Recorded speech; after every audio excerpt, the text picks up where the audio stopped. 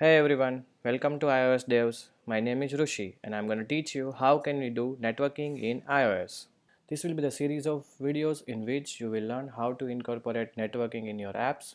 Technically, you will learn HTTP and URL request, how to use it through the URL session and configuration and related APIs to that, how to retrieve the information from the server, handling of errors, JSON parsing, downloading images and files from the server. So the first part in this series is to understand HTTP and URL request. So without wasting a time, let's begin. So how apps get data? It's actually very similar to the way that your web browser loads the page from the internet. So for example, if I open google.com here, what it actually does is it makes a request to the server and in return we will get response as an HTML page.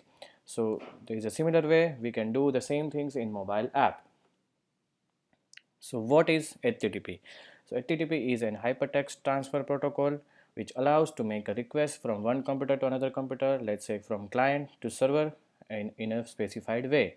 So how HTTP works, as I mentioned, it allows to make a request from client to server, and here is the diagram of it. As you can see, one computer is sending the request to the internet to the various servers. We will not discuss HTTP in more detail in this session. However, you can read it more about it from the link in the description. So HTTP request. So there are four kind of request: get, post, put and delete. We'll cover each of them in detail. So as you can see, if we want to read the data from the server, we need to use get request. If we want to insert or submit the data, we need to use post request. If we want to update the data, we can use put or patch request. And if we want to delete some information to the server, we can use delete kind of request. So far we have learned HTTP and HTTP types of HTTP request, but the question is, how can we use this HTTP request in iOS? Well, there is a class called URL request that allows to create the request with the required parameters.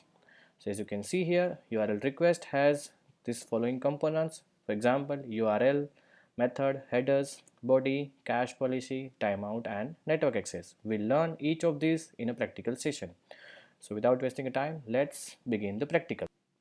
So as you can see here, I have created a playground in which I have created a URL string.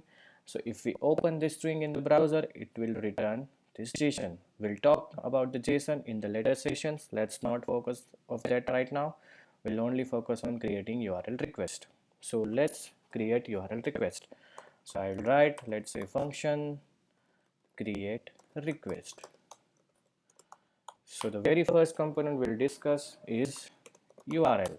So let's create, let's say HTTP URL, which is accepting an URL, and string, which is URL string. Now I'm adding the exclamation because we know that URL will be always there. So the next component is to create a request out of the URL, which means creating an object of the URL request. As you can see, there are two types of instructors. So one is constructor, one is URL and one is URL along with the cache policy and timeout interval. We can also specify them later on. So let's focus on this URL part as of now. So we'll create a new URL request with the specified URL. So now we have successfully created request. So let's discuss the component one by one. The next component of the request is method, or we can say type of the request. So to do that, we can specify request.http method. Here we can specify as a string, let's say get here. See, because we are retrieving the data, if we want to submit the information, we can use post, or we can update, or if you want to update the data, we can use put, or let's say patch, and if we want to delete, we can also specify delete here. So next component is body. So to do that, we can specify request dot, we can search for body. As you can see, it accepts the data parameter, which is a binary format. So here we are only retrieving the data, we do not want to pass the information, so we can comment it out here just for this request. We will cover this HTTP body session later on when we do the form submission, or we want to do the pass the information to the server. The next component we can discuss is the timeout interval.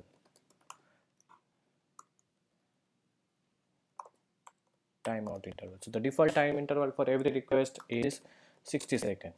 We can modify it though using the timeout interval property, which is accepting the time interval. We can specify, let's say, 120 seconds.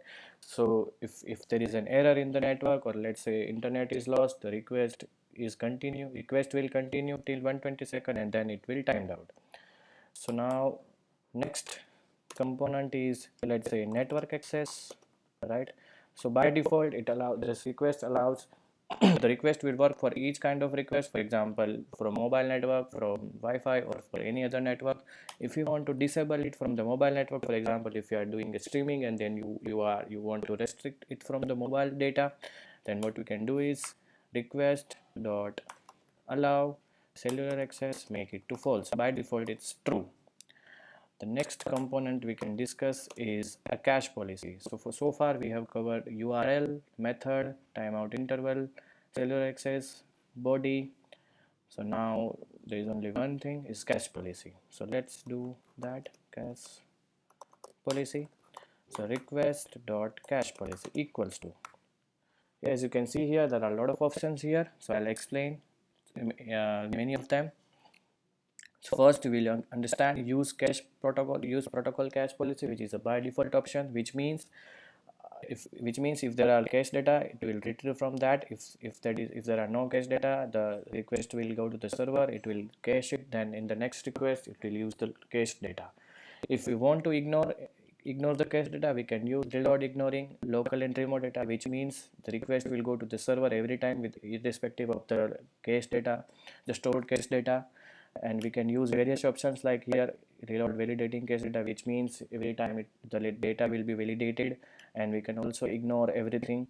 As you can see now, right now we will only focus on using protocol cache policy, which is a by default. If we click on that, as you can see here, there are a lot of options, and this in description for the each options we can use it based on our requirement. So we have covered URL. How can we create a request from the URL? We can pass various methods, body to the request, time interval, allow the network access, and we can also specify the cache policy based on our requirement. So now let's return request here, and as you can see, we need to modify the function. So in this session, we have covered what is HTTP, how can we create HTTP request, and specifically in iOS, we can create request using URL request. In the next session, we will cover how to use URL request using URL session and URL session configuration. Thank you.